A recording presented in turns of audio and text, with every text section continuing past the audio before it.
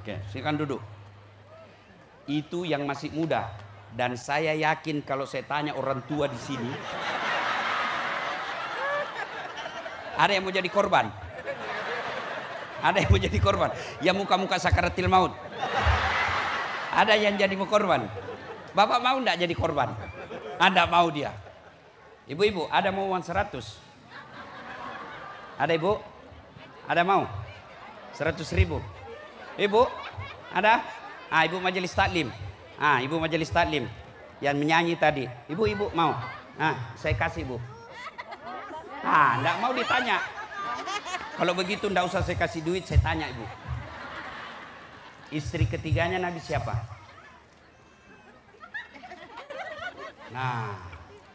Saya tetap kasih, Ibu. Uang berkah, Ibu. Ibu, Pak, inilah tujuannya maulid. Inilah tujuannya maulid. Supaya kita dengar sejarah Nabi. Setelah dengar, kita tahu. Setelah tahu, kita ikuti.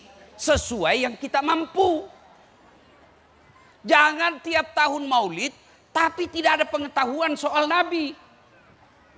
Saya keliling-keliling maulid dari tahun ke tahun, dari tahun ke tahun. Sudah 16 tahun saya jadi penceramah. Selalu hikmah maulid, meneladani Nabi. Coba kita lihat sekarang. Meneladani Rasulullah sebagai langkah konkret menuju kehidupan bahagia dunia dan akhirat. Tapi bagaimana kau mau teladani Nabi kalau sejarah Nabi kau tidak tahu? Bagaimana kau mau teladani Nabi tidur kalau caranya Nabi tidur kau tidak paham? Bagaimana kau mau teladani Nabi suami istri kalau kau tidak tahu bagaimana Nabi perlakukan istrinya? Ini pentingnya maulid.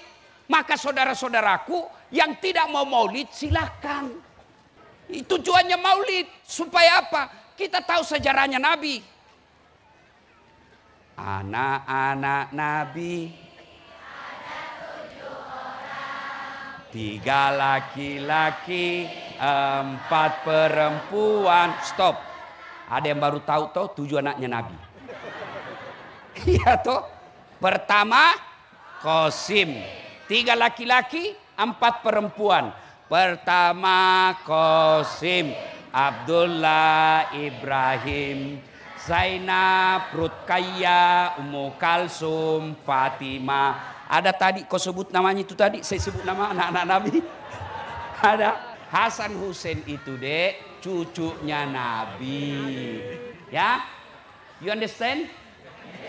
Yes. Tujuannya maulid. Nah sekarang karena waktu terbatas. Selamat dunia akhirat. Apa itu selamat dunia akhirat? Ibu ada yang hafal doa selamat dunia akhirat? Apa?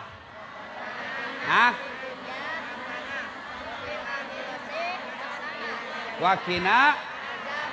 Itu yang disebut doa sapu jagat. Tapi kan kita tidak tahu apa itu fid dunya hasanah. Apa sih yang disebut selamat di dunia? Lalu apa kaitannya dengan Nabi? Fid dunya hasanah itu menurut ulama ada 4 perkara. Kalau kalian mau selamat bahagia dunia itu minimal 4 hal kamu harus miliki. 1, apa itu? Punya pasangan yang soleh dan soleha.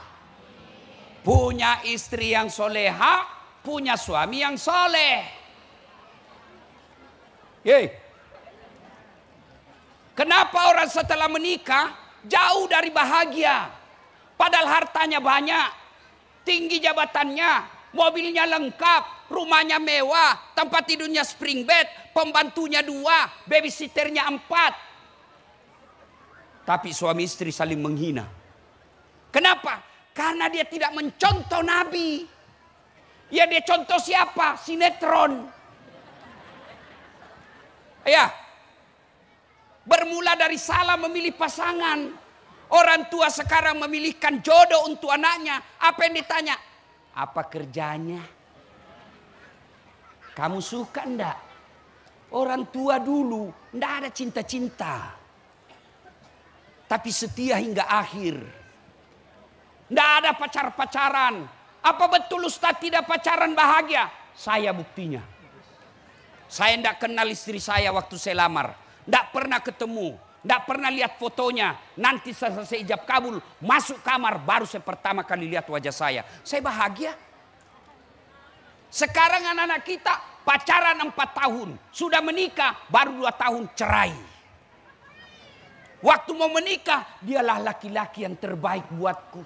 Semenjak saya kenal dia, tak ada lagi laki-laki yang terbaik.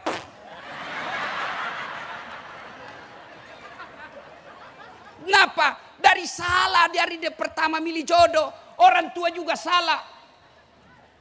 Pak Jenderal dan seniornya, tidak ada tuh. Paling orang tua, nak, itu ada sepupumu sudah gadis, saya nikahkan kamu. Tidak, orang tua dia bilang, tidak ada cinta. Tidak. Mereka perempuan dulu taat sama orang tuanya. Dengan niat apa? Takut dosa kepada orang tua. Siapapun dia pilihkan, dia taat. Akhirnya apa? Bahagia rumah tangganya. Sekarang 4 tahun pacaran. Selama pacaran saling menghina. Selama pacaran bohong. Selama pacaran 4 tahun 19 kali selingkuh. Kira-kira kau masih percaya suami begitu? Maka dia ahli sejarah. Kenapa? 19 kali dia ulang. Rasulullah rumah tangganya bu, ibu-ibu, mudah-mudahan semua punya rezeki umur panjang. Pergi ke Madinah, lihat itu di samping Masjid Nabawi, ada di situ museum Rasulullah. Di situ kita bisa lihat miniatur rumahnya Rasul. Nabi kalau berdiri kepalanya menyentuh langit-langit. Kakinya kalau sholat menyentuh kepalanya Aisyah karena kecilnya kamarnya. Tidur pakai pelepah daun kurma, bukan bantal. Setiap Nabi bangun ada bekas pelepah daun kurma di pipinya. Dalam keterbatasan ekonomi itu, beliau katakan, baiti jannati, rumahku laksana sorga bagiku. Sementara kita kasur spring bed, AC baik, farmer pak harganya bukan dibeli pakai rupiah, belinya pakai dolar. Tapi apa? Tidak bisa tenang dalam rumahnya. Koreksi buat kita kalau kita. Maka di dunia hasanah itu. Punya istri yang baik. Ibu. Oi. Mau jadi istri yang soleha. Istri yang soleha itu suaminya betah di rumah.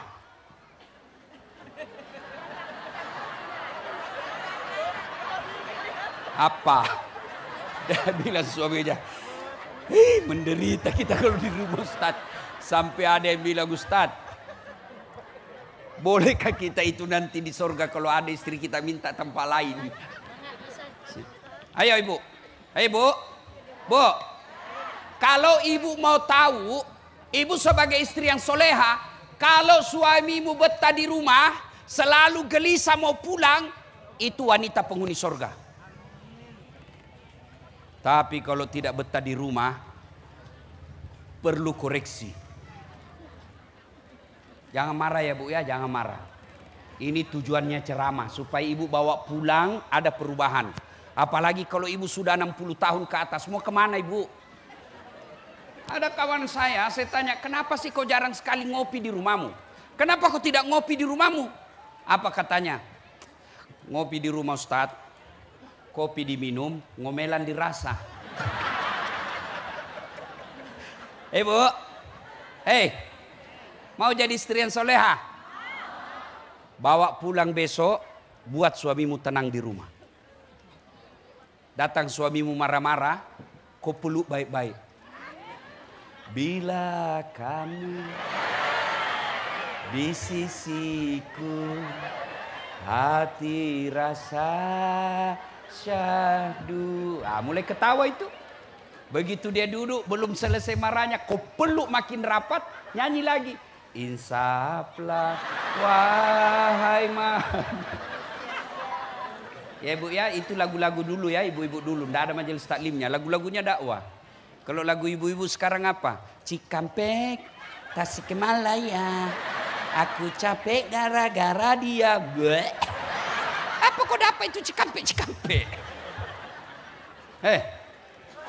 Bu, tahu berapa istrinya Nabi? Berapa? 11.